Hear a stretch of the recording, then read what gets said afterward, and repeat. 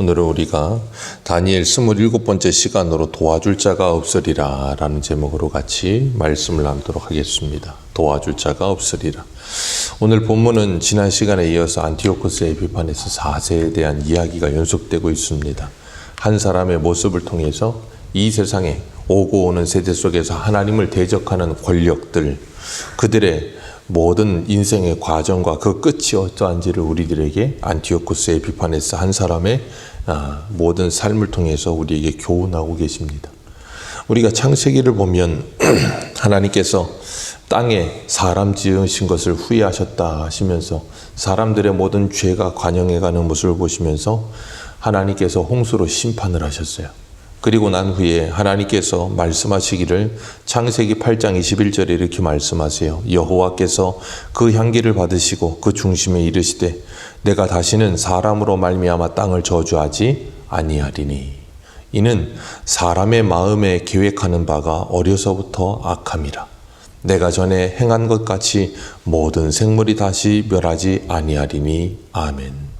여기 보면 사람의 마음에 계획하는 바가 어려서부터 악하다는 거예요.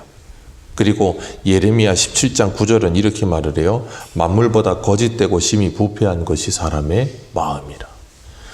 만물보다 거짓되고 심히 부패한 게 사람의 마음이며 그 사람의 마음은 어려서부터 계획하고 생각하는 모든 것이 악한 것밖에 없다는 거예요. 그런 마음과 생각으로 살아가는 모든 인생들의 모델이 누구겠어요? 오늘 본문 11장, 다니엘 11장에 나오는 안티오코스 에피파네스 4대 같은 사람이에요. 어떻게 해서든 수단과 방법을 가리지 않고 자신의 성공과 그리고 일신의 안위를 위해서라면 어떤 일도 할 수 있는 사람들. 그게 바로 안티오코스 에피파네스 4세 같은 사람이고 우리가 어제 저녁에 봤던 요압 같은 사람들이에요. 그래서 거짓말을 밥 먹듯 하고 남 속이고 죽이고 그런 일들이 아무렇지 않은 거예요. 그리고 오늘 본문 36절 시작을 보면 그 왕은 자기 마음대로 행하며 스스로 높여 모든 신보다 크다 하며 비상한 말로 신들의 신을 대적하며 형통하기를 분노하심이 그칠 때까지 하리니 이는 그 작정한 일이 반드시 이루실 것이라. 이 안티오코스 에피파네스 4세만 아니라 이 세상의 모든 왕들은 누구 마음대로 살아요? 자기 마음대로 산다는 거예요. 그래서 사람들이 왕이 되려고 하는 거예요. 뭐든지 내 마음대로 하고 싶어서. 그리고 모든 신보다 크다 하며 자기가 신보다도 크다고 생각한다는 거예요. 착각이지요. 그런데 사람들은 그렇게 생각해요. 그래서 뭔가 조금만 다른 사람보다 자기가 특출난 게 있다고 생각하면 자기가 대단한 존재라고 착각합니다. 우리 한 군데만 보겠습니다. 어디를 보시냐면 신명기 17장 한번 보세요. 신명기 17장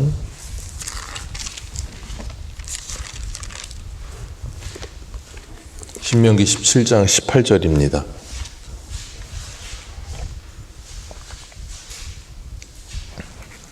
신명기 17장 18절 18절에서 20절 같이 보겠습니다. 시작.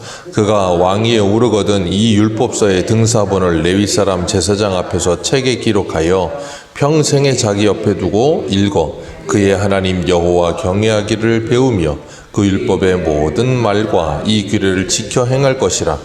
그리하면 그의 마음이 그의 형제 위에 교만하지 아니하고 이 명령에서 떠나 좌로나 우로나 치우치지 아니하리니 이스라엘 중에서 그와 그의 자손의 왕위가 있는 날이 장구하리라. 아멘. 여기 보면 이스라엘의 왕이 해야 될 일 한 가지를 말씀하셨어요. 그게 뭐예요?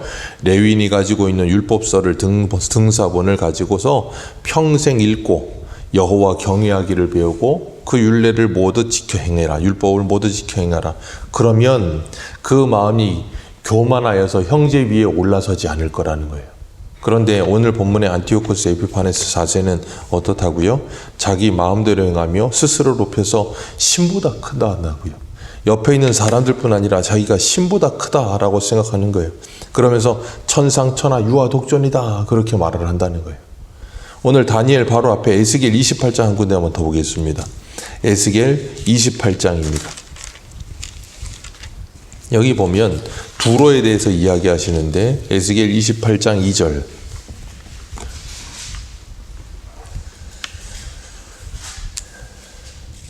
에스겔 28장 2절입니다. 같이 한번 2절부터 9절까지 읽어 내려갑니다. 시작. 인자야 너는 두로 왕에게 이르기를 주 여호와께서 이같이 말씀하시되 내 마음이 교만하여 말하기를 나는 신이라 내가 하나님의 자리에 곧 바다 가운데에 앉아있다 하도다. 내 마음이 사람의 마음같이 취할지라도 너는 사람이요 신이 아니라. 내 다니엘보다 지혜로워서 은밀한 것을 깨닫지 못할 것이 없다 하고 내 지혜와 총명으로 재물을 얻었으며 금과 은을 곳간에 저축하였으며 내 무역으로 재물을 더하고 내 재물로 말미암아 내 마음이 교만하였도다. 그러므로 주 여호와께서 이같이 말씀하셨느니라. 내 마음이 하나님의 마음 같은 채 하였으니 그런즉 내가 이방인 곧 여러 나라의 강포한 자를 거느리고 와서 너를 치리니 그들이 칼이 빼어 내 지혜로운 아름다운 것을 치며 내 영화를 더럽히며 또 너를 구덩이에 빠뜨리며 너를 바다 가운데 죽임을 당한 자 죽음같이 바다 가운데에서 죽게 할지라.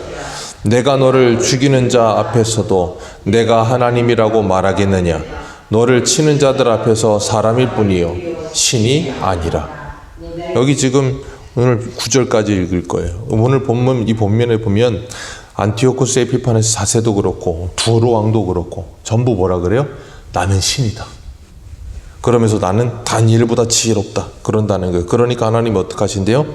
이방인들 여러 나라들 강포하는 사람들 거느다가 내가 너를 한 번에 치겠다는 거예요. 그리고 나면 니들이 그 너를 치는 사람들 앞에 완전히 무너지면서도 나는 신이다 라고 말할 수 있는지 보라는 거예요. 너희들은 신이 아니고 그냥 한낱 사람에 불과하다라는 거예요. 근데 사람들은 자기들이 여기 말하는 것처럼 5절 말씀처럼 4절과 5절처럼 지혜와 총명이 많고 재물이 많아지다 보면 어떻게 생각한다고요? 자기들이 뭔가 사람 위에 있는 존재인 줄 착각해. 그리고 신처럼 생각해. 그러니까 뭐예요? 사람들을 내려다봐. 뭐 조금 가졌다고, 뭐 조금 안다고 사람을 자기 밑에다 두고 내려다본다니까요. 그게 뭐예요? 내가 신인 줄 착각하는 사람들의 모든 똑같은 모습이에요. 그게 뭐래? 성경은 그걸 뭐라 그래요? 교만이라고 하는 거예요. 교만. 그래서 우리가 신명기 17장 말씀 읽은 것처럼 하나님의 말씀을 옆에 두고 그 말씀을 읽으며 듣지 않으면 나는 뭐한 줄 알아요? 나는 뭔가 특별한 줄 알아요. 근데 성경은 뭐라 그래요? 너희들도 신이 아니요 사람에 불과하다 라고 말씀하시는 거예요. 근데 사람들은 이런 사람들을 보면 어떻게 생각한다고요? 신처럼 여겨져요. 신처럼 여겨져요. 그러니까 이사야에서도 뭐라 그러세요? 애굽을 의지하지 말라. 애굽은 신이 아니요 사람이라. 그 코에 숨이 그치면 아무것도 아닌 존재라는 거예요. 근데 사람들은 그런 사람 보면 대단한 사람이라고 생각해서 우러러보면서 신처럼 생각하잖아요. 그리고 세상은 그런 사람들을 어떻게 만들려고 해요? 신격화하려고 그래요. 그러면서 뭔가 특별한 존재인 것처럼 자꾸 포장을 해. 그러니까 사람들은 그 사람들을 어떻게 봐요? 되게 사람 위에 있는 사람처럼 자꾸 만들어 가려고 하는 거예요. 그게 이 세상의 사람들이 하는 똑같은 모습이에요. 왜요? 사람들은 어려서부터 생각하는 바가 그 마음과 생각이 생각하는 바 어떻다고요? 악하다. 만물보다 부패한 것이 사람의 마음이라. 그렇기 때문에 우리가 이런 모습 속에서 뭘 알아야 되는가 하면 내가 신이라 나는 사람 위에 있는 존재다 라고 하지 못하도록 힘이 없는 게 복이라는 걸 아셔야지. 힘이 있으면 오히려 그런 일을 더 한다니까. 어떻게 해요? 자기 마음대로 행하면서. 그러니까 사람들은 모두가 다 내 마음대로 잘 되면 그게 형통하다고 생각하는데 그게 형통이 아니라는 거예요. 그래서 이 형통이라는 단어가 찰라흐라는 단어와 쉘라흐라는 단어가 있는데 성경에서는 찰라흐 하나님의 형통을 말하지 쉘라흐 세상적 형통을 형통이라고 말하는 적이 없어요. 그래서 잠언에 뭐라 그래요? 악인의 형통한 것을 부러워하지 말라는 거예요. 왜? 그들의 형통은 한순간이라는 거예요. 그렇기 때문에 우리가 내가 신이 아니요 사람에 불과하다는 것을 언제 알아요? 어려서부터 배우는 거예요. 그래서 부모님의 권위 아래 아이들을 두신 거예요. 그래서 아이들이 자라면서 뭐예요? 부모님에게서 권위를 배우는 거예요. 그러면서 자기가 신이 아니라는 걸 배우는 겁니다. 근데 요즘은 아이들을 키울 때 아이들이 혼을 내거나 아이들이 뭔가 잘못한 걸 이렇게 지적하면 아이들 기가 죽는다고 절대 그러면 안 된다고. 그러니까 애들이 어려서부터 뭘로 자라요? 신으로 자랍니다. 그러니까 신으로 자란 아이들이 다 모여서 뭘 해요? 신들의 전쟁을 하고 있는 거예요. 그러니까 나를 가로막거나 나를 이렇게 누르거나 그러면 어떻게 돼요? 요압처럼 견디질 못하는 거예요. 다 죽여버리겠다. 그게 왕이라 해도 상관없는 거예요. 참 안타까운 거죠. 오늘 본문 보면 오늘 본문 37절에 같이 한번 읽습니다. 시작.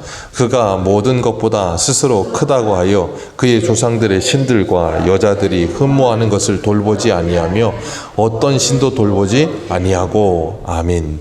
여기 이건 쉽게 말하면 뭐냐면 나는 내 주먹을 믿는다 그 말이에요. 쉽게 말해서.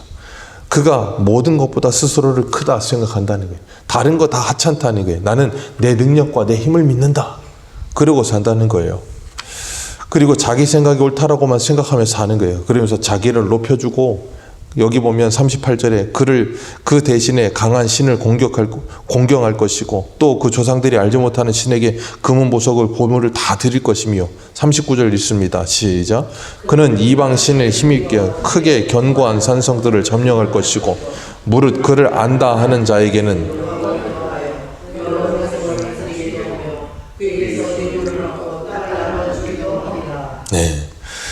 자기를 안다 생각하고 자기를 높여주는 사람들에게는 뭐하고요? 영광을 더하여 줄 것이고 그리고 뇌물을 받고 땅도 나눠주면서 자기가 모든 걸 다 할 수 있다라고 착각한다는 거예요. 그리고 40절은 어때요? 마지막 때에 남방왕이 그와 힘을 겨룰 것이요 북방왕이 병거와 마병을 가지고 회오리 바람처럼 올 것이다. 이 남방왕은 프톨레미 6세를 말하는 거고 북방왕은 좀 아까 말한 안티오코스 에피파네스 4세예요. 우리가 지난 시간에 봤던 것처럼 29절 말씀에 작정한 기한이 가서 다시 와서 남방이 그를 이룰 것이요 이번이 전번마다 못할 것은 기띔의 배들이 그를 칠 것이다 그랬잖아요. 그 기띔의 배가 로마의 해병이라 그랬잖아요. 로마 병거가 와서 저 시리아에 있는 안티오코스 에피파네스가 애굽을 공격하는데 그걸 막아준 거예요. 그러니까 돌아가다가 누구를 때렸다 그랬어요? 예루살렘을 때렸다 그랬잖아요. 그리고 이 애굽 왕이 다시 시비를 건 거예요. 그래가지고 바람처럼 와가지고 그냥 다 쓸어버리겠다. 그리고 와서 공격을 한 거예요. 그리고 나서 공격을 하고서 어떻게 해요? 다시 돌아가는 거예요. 그런데 41절 같이 한번 읽겠습니다. 시작. 그가 또 영화로운 땅에 들어갈 것이요 많은 나라를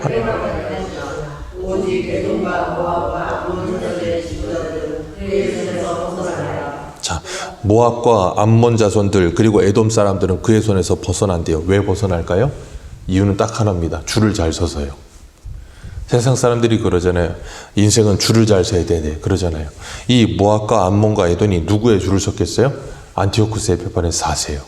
거기에 줄 서니까 그 사람이 이기고 오니까 뭐예요? 다 잘 되는 것처럼 보이는 거예요. 우리가 계시록 18장에도 보면 하나님께서 바벨론을 향해서 무너졌도다 큰 성 바벨론이요 그러시잖아요.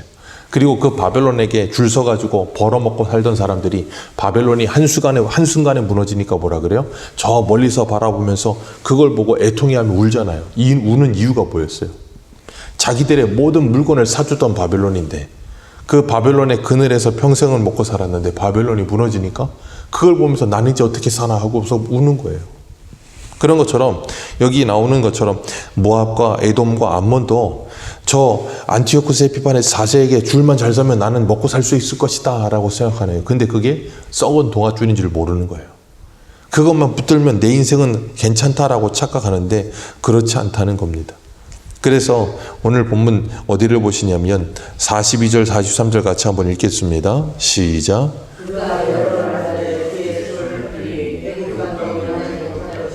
그가 권세로 애굽의 금을 리비아 사람과 구스 사람이 그의 시종이 되리라. 이렇게 모든 것이 다 잘 됩니다. 그래서 모든 게 영원할 줄 알았어. 근데 지난 시간에 말씀드렸지만 그 안티오코스 에피파네스 4세가 몇 년 만에 죽어요? 11년 만에. 이렇게 막 권세를 떨치고 모든 걸 다 할 수 있을 것 같았어. 근데 11년 만에 그 인생이 끝나요.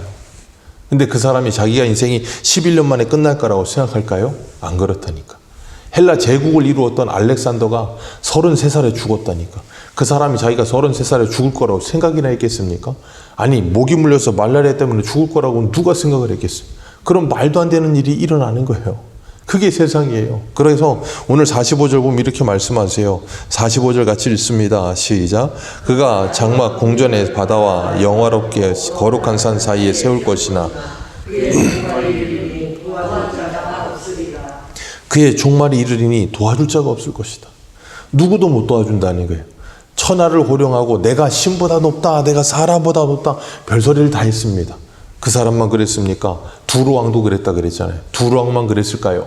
뭐 그동안 살아오면서 우리가 잘 아는 왕들, 알렉산더 왕이나 나폴레옹이나 그런 사람들 보면 뭐라고 생각했겠어요? 자기가 세상 천하를 호령할 거라고 생각했을 거라고요. 독일의 나치를 일으켰던 히틀러, 자기가 천하를 호령할 거라고 생각 안 했겠습니까? 했을 거라고요. 그러니까 그런 전쟁을 하죠. 그런데 자기가 천하를 호령할 것 같았는데 그 종말에 가서는 어떤다고요? 도와줄 사람 없어요. 어느 누구도 그들을 못 도와줍니다. 죽음 앞에 서면 그들은 철저하게 홀로 서지 누구도 도와주지 못해요. 우리의 인생의 끝이 오면 그 끝에서는 누구도 도움을 받지 못해요. 오직 한 분 예수 그리스도 외에 도움받을 수 있는 분은 없어요. 그런데 사람들은 그걸 인정을 안 하는 거예요. 우리 한 군데 마지막으로 보겠습니다. 데살로니가후서 2장 보세요. 데살로니가후서 2장 3절.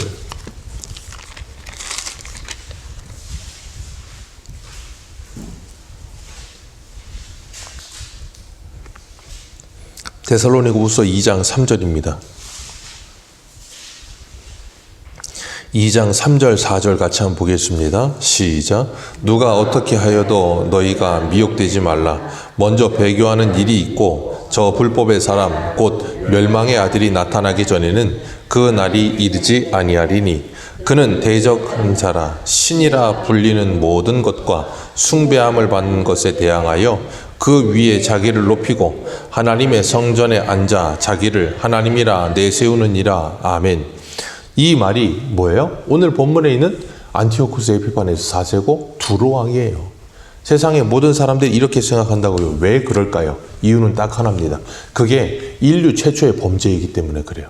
에덴 동산에서 아담과 하와가 뭘 먹었어요? 선악과 먹습니다. 먹은 이유가 뭡니까? 뱀이 찾아와서 하와에게 뭐라고 유혹했어요? 이걸 먹으면 너희들은 하나님처럼 된다.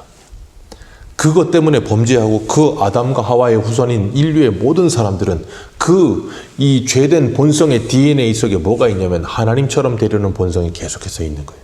그래서 모두가 다 신이 되고 싶은 거예요. 그러니까 우리나라에 예수님만 60명이 넘는 데잖아요.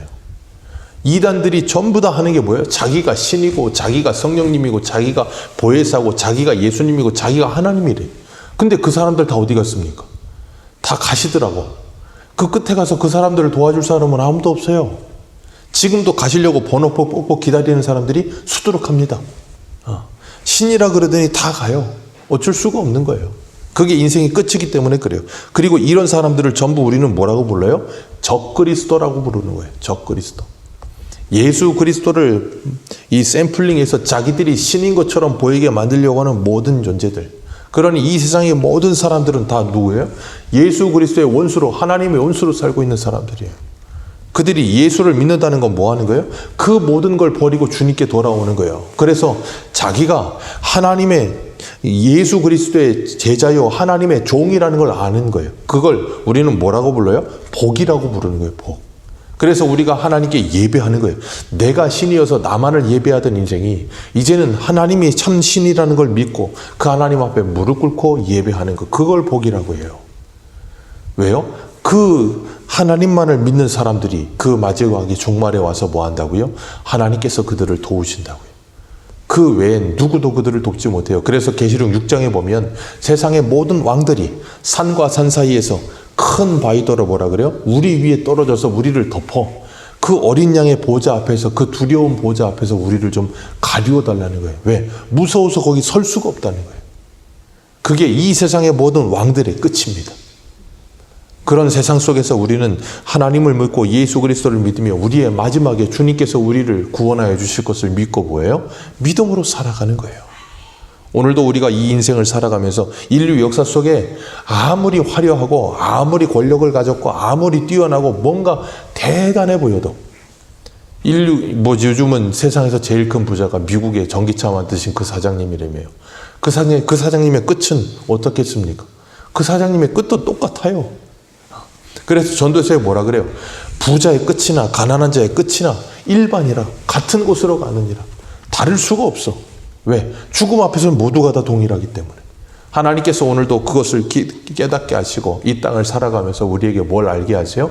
하나님 앞에 우리가 하나님의 은혜를 구하며 주님의 말씀대로 사는 것만이 영원한 거구나. 그것 아니고 안목의정, 육신연유적, 이생의 자랑에 빠져 사는 거, 그거 다 지나가는 것들이구나. 그걸 분명히 아는 게 뭐예요? 지혜입니다. 그걸 바로 알고 하나님의 말씀대로 살며 지혜로운 사람이 되셔서 여러분의 삶 속에서 이렇게 자신이 신인 줄 알고 사는 사람들에게 그 발을 땅에 닿게 해주시고 그들이 사람으로서 참 신이신 하나님을 그리고 예수 그리스도를 믿으며 살아가는 복을 누리도록 정말 말씀을 전하는 저와 여러분들 되시기를 축복합니다. 기도하겠습니다.